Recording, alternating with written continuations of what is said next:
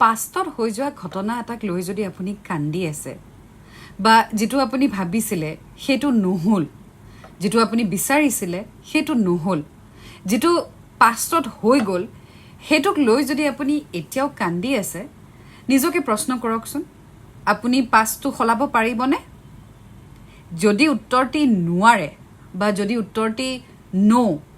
তেতিয়াহলে সেই কথাটো ভাবি কিবা লাভ আছেনে যদি আপুনি ফিউচাৰত এই কামটো আৰু নকৰো বা ফিউচাৰত মই এটো ষ্টেপ লম বা নলম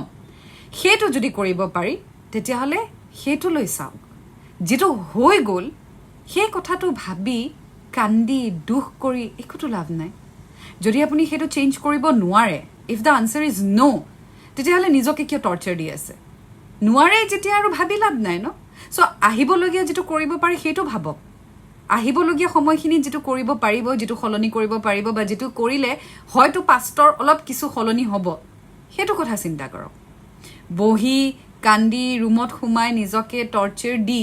তাকো পাষ্টত হৈ যোৱা কথাটোৰ কাৰণে there's no point think of the future futureত কি কৰিলে